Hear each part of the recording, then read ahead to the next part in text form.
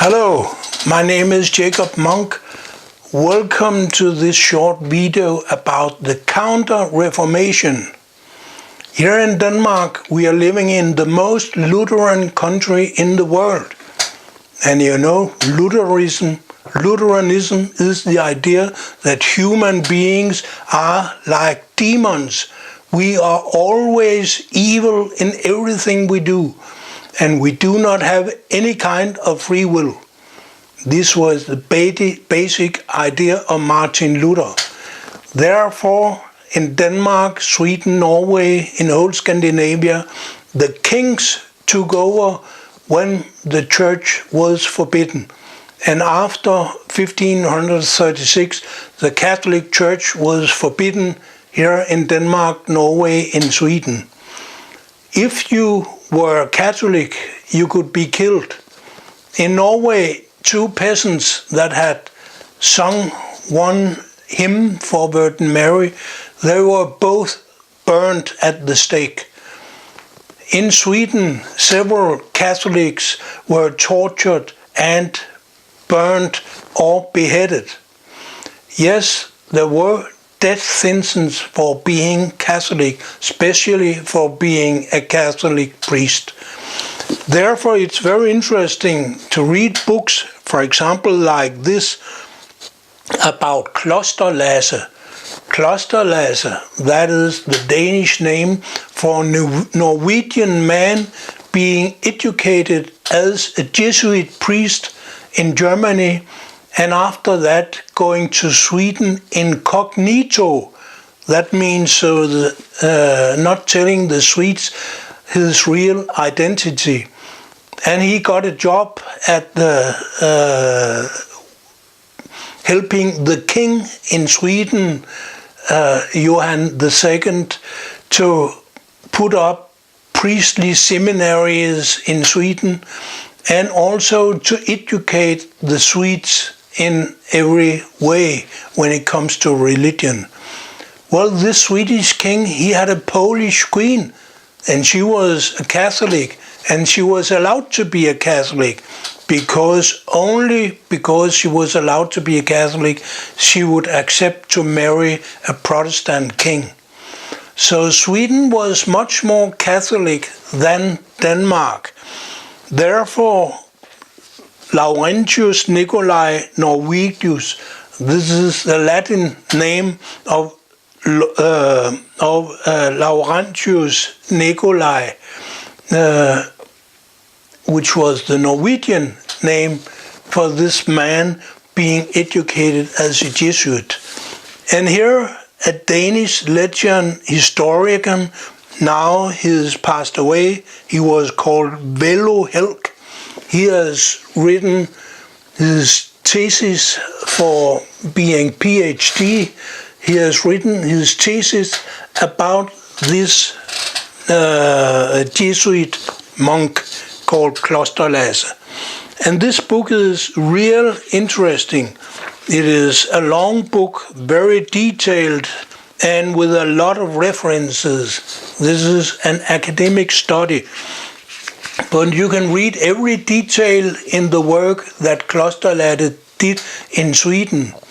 He was in highly danger many times during his work, his educational work, because he tried to convert other Swedish and Danish and Norwegian young people to go to Germany and to be Jesuit priest.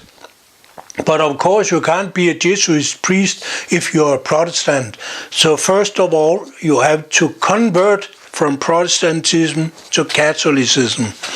This was highly dangerous work made by Klosterlasse, by Laurentius Nicolai Norwegius, as he called himself. And this book, it explains every detail, including his meeting with another very controversial figure called Anders Lorik.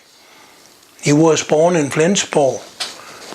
Flensborg was a city in what was Denmark at that time. And he spoke German because everyone spoke German in Flensborg in the 15th century. He converted to Catholic faith, and he traveled around Europe and made connections to the Pope and to the rulers, especially the Catholic rulers in Spain, in Poland, and other places. And he also got befriended with the Danish king and the Swedish king. Actually, he tried to persuade the rulers of the big powers of Poland, Spain, to make some kind of invasion in Denmark and Norway, in Scandinavia, to reintroduce the Catholic faith.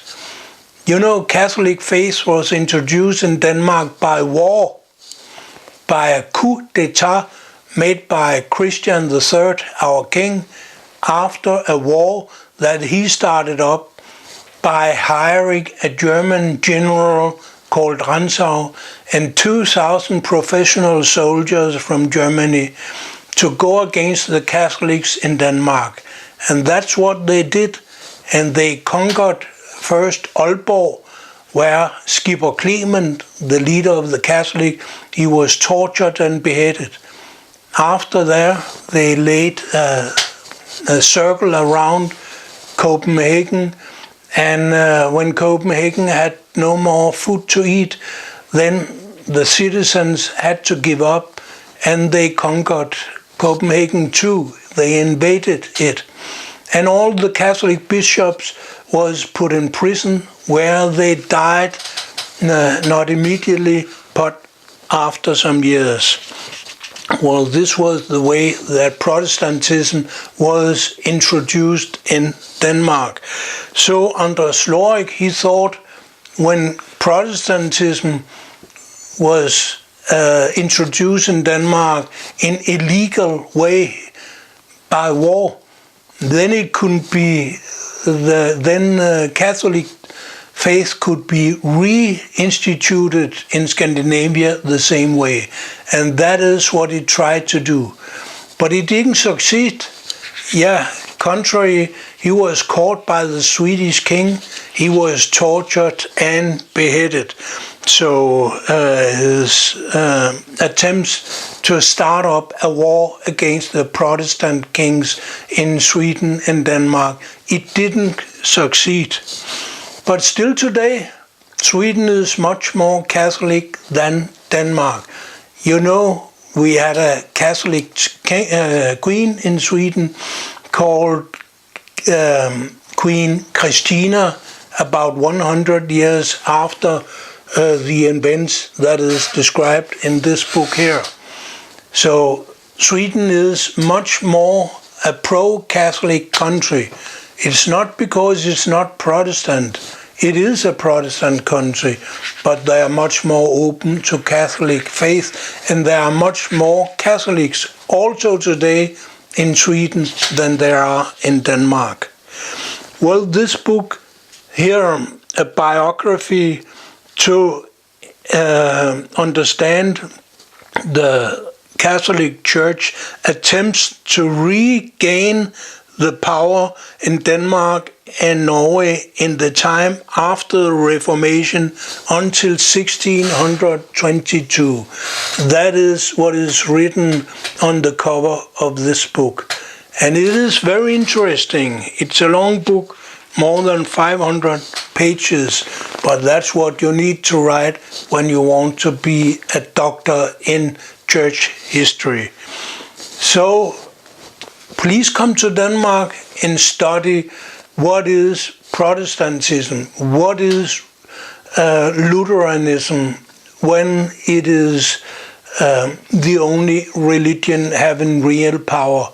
Still today, all people in Denmark, including Catholics, Jews, Muslims, atheists, we are all forced to pay tax to the Lutheran Church in Denmark. So this is not a democratic society. In our constitution it is written that the state has as a job to support the Lutheran Church in Denmark. This is a religious state, not a democratic state. And that is what we want to change. That is why Catholics in Denmark and everywhere, we are so much for the European Union. And of course, the Lutherans, they are against.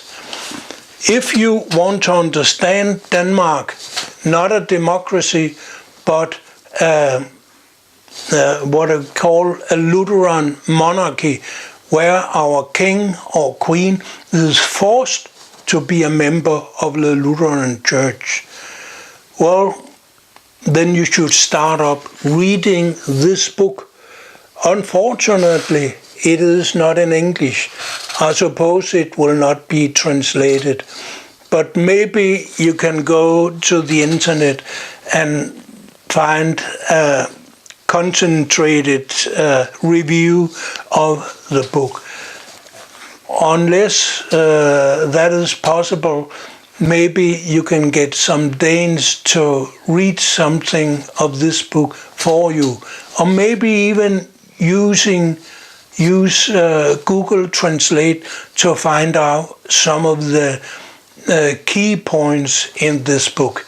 It is very interesting, and it tells you a lot, much more that you'll get to know if you go to the tourist office in Denmark, because there they only have very superficial information to give you. You will never understand what Denmark is real about. It is about monarchy, about dictatorship, about Lutheranism. And what is Lutheranism? I'm sorry to say, it's nothing but another word for demonism, Satanism. Thank you for listening.